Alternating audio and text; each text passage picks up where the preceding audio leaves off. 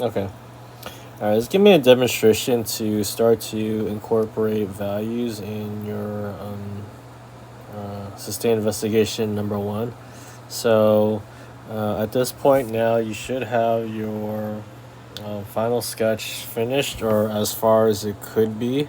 So, obviously I can work on this drawing a little bit more, but, for the most part, though, my final drawing will look, very similar to, this drawing here. Okay. So we just have to start to think about your values today, and then pretty much go from there. So okay, so let me just get out of this drop color fill. I don't know why this keeps doing this on my iPad now. Okay. So first thing you want to do is just create a whole new layer, and you can just put this layer on top of all your other layers. So we're gonna create a little color palette. So you're gonna click on the brush tool. I actually like to use the like the painterly brushes. Acrylic's pretty good to use. So we're just gonna create some brush marks. So now to get like all the black and white brushes though, you have to like kind of press it as far as you can on the left side, and you got your lights and your grays and your darks and your dark areas. Okay, so just kind of color in like those areas. So obviously this white's not really going to show up on here. They're actually showing up a little bit. So let me make this a little bit smaller. So I want you guys to just color in these areas. So that's my white right here. And then go a little bit grayer here. So if you're using a little painterly brush, you might want to press as hard as you can to get like that darker gray. I'm gonna go dark here.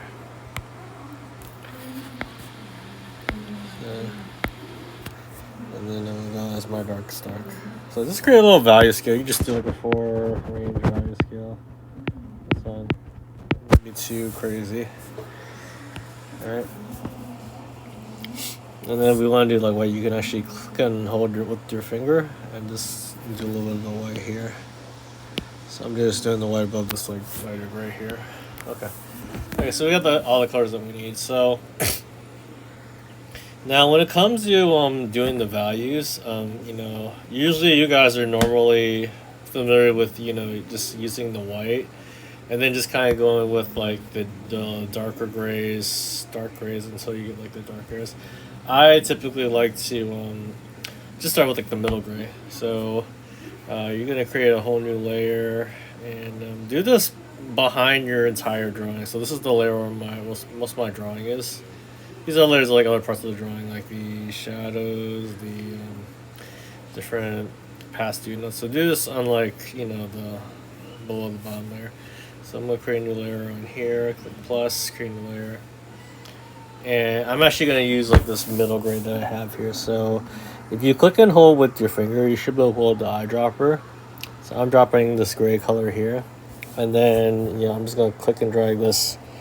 Just make the whole picture in the gray. Okay.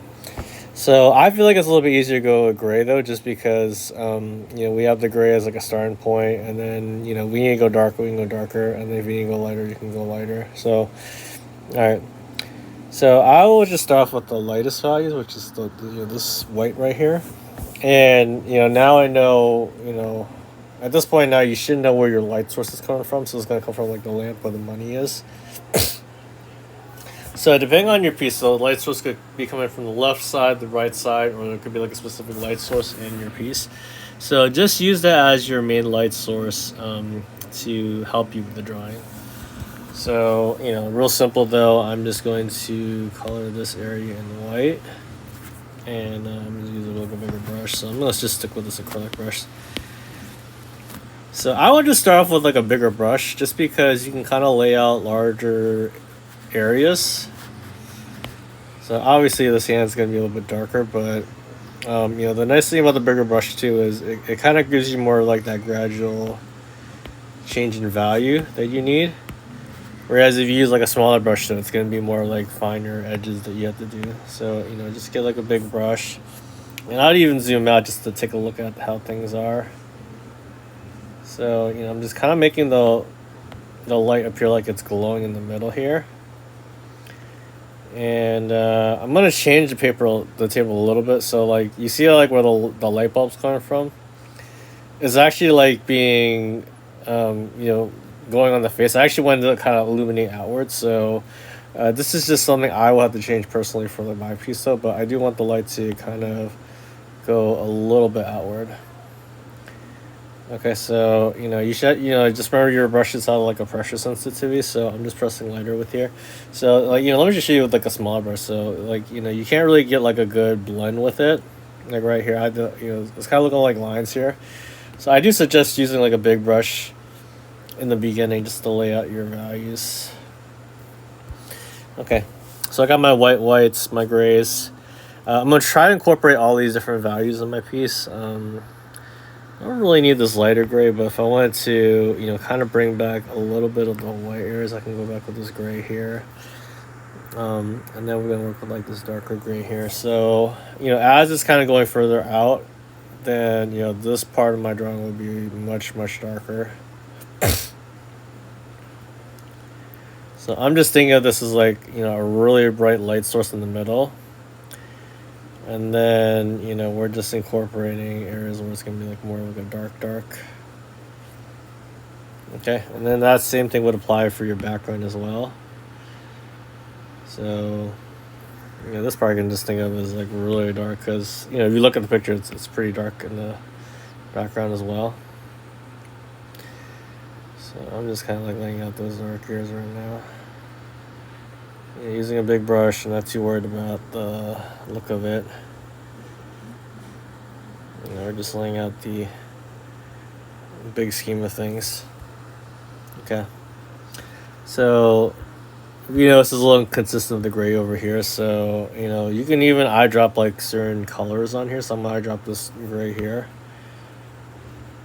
So I'm just going to kind of blend that out. I kind of like this little, it's not super dark gray, but it's pretty much like a dark gray.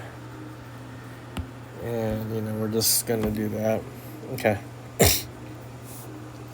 So now if we were to incorporate like the darkest of darks, so, this would be more on the top and the edge. So it's almost kind of creating like a vignette. And then these silhouette forms are really far away, so, I could use that, like that a little bit darker.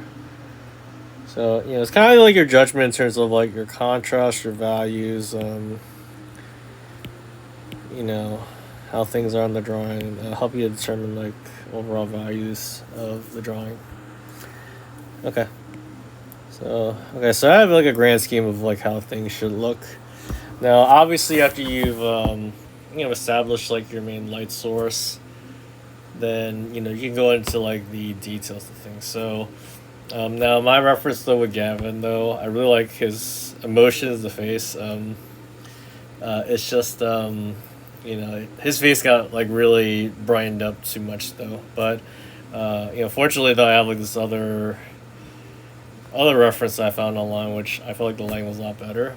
So I'm gonna use that to help me with like the shading of the face. So this is the part where you can kind of go smaller with the brushes, go into more detail. So I'm gonna go with like this lighter gray first, and essentially I'm just going to actually let me go with the white. So I can go much lighter with the values. So I'm just looking where like the whites are. So I can definitely see it on the top of the head here, the eyes. If I were to go back to Gavin's picture though, you see it on like certain highlights of the hair. So you have to kind of go back and forth with like, if you have like multiple references to help you with the drawing. Okay. So same thing with even like the clothes itself. So you can think about more of the wrinkles and folds of the clothes.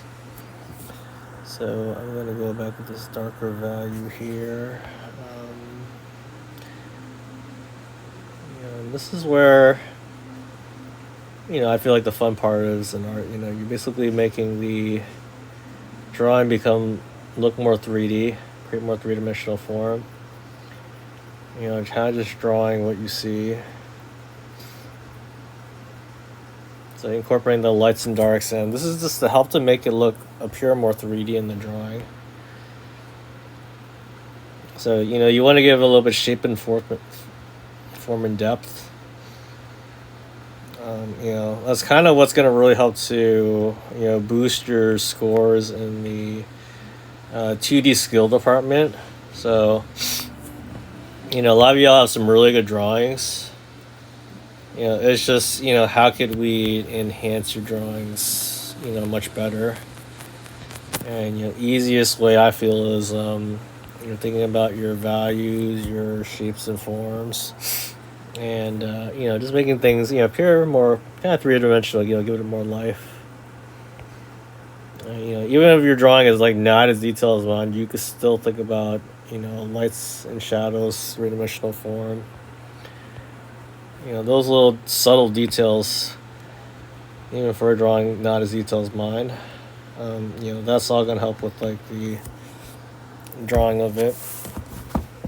Okay, so it's just more or less pretty much that. Another thing too is if you have like these like I got these pieces of paper here, so might want to think about like the little cast shadows in between the papers. So the light's coming from here, so I have to do some shadows under this some of the papers here. So these little details though will help you with your drawing. Alright. Okay.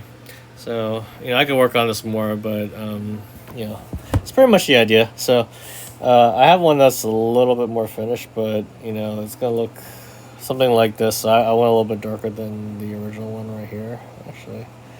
Pretty similar. But obviously I spent a little more time with like shading the shadows here, and then then you can kind of play around the gradients. So okay, so just kind of work on the lights and darks, and I definitely if you want to add like darker shadows, you can even just go to the artwork itself. Just put like this darker shadow, like, oh hey, I want to get this dark shadow here. Make this part darker. Or if I went too dark right here, I can go like, oh, let me go with this right here. This lighter gray here. Go lighter. So this is what's called digital painting, where you're just kind of painting over the areas. So a lot of what painting is you're just kind of refining the drawing and the edges, and just getting it as clean and refined as possible, to finish your drawings. So definitely, clean this up even further. There are some cases where I'll probably do this on a separate video, but you could basically literally paint over your drawing, and you could literally change the drawing into like a painting. So traditional painting though, this is like called the underpainting, what we're doing right here. So it's like all the lights and darks and values we're doing behind the drawing, but you can literally start painting on top of it to give it more detail.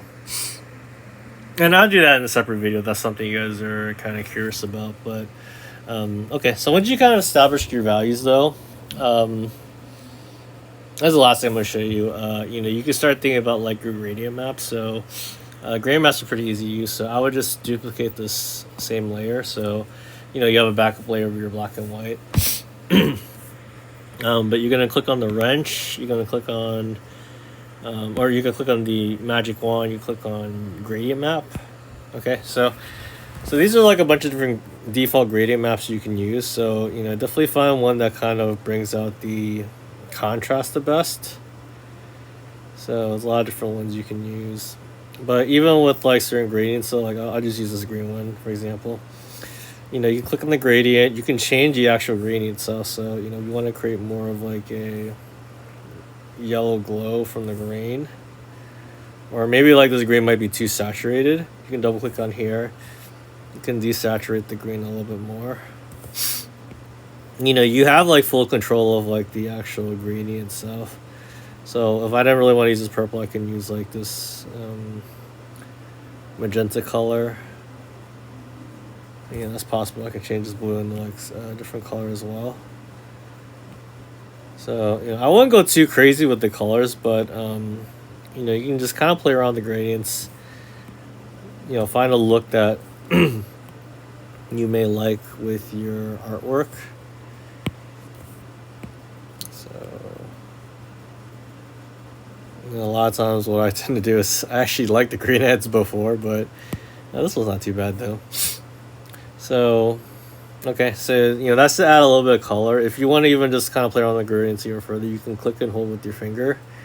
And if it's like too much of colors, you can always lower the amount of gradients. So this is like 0%. This is like at least 76. And then, you know, once you're done, you can click on done. So that'll, you know, or click on the button again. That'll save your gradient colors. So gradient maps are pretty fun though, because it's a quick and easy way to add color without ruining your values. So it kind of creates, you know, I feel like it creates a little bit more of a glow. The gradient, I actually like this one a lot. I like these colors. So you have to just kind of experiment with the different colors and you know see what works out best for you. Or you just keep it black and white. It's up to you. But you know, if you want to like try out some different colors, you know, one thing I'll mention though is you know, the gradient maps. If your values aren't really well defined, like you know, there's not really strong contrast in it, then you know the gradients won't look good. So this is like a good checkpoint if like you know you're doing your values correct or incorrect. Because if the gradient maps don't work, that means your values are a little bit off. You know, it might be not too bright, might not be too dark. So you know, you always want to establish your values, and then you can start working on more of your colors as the second part. Okay.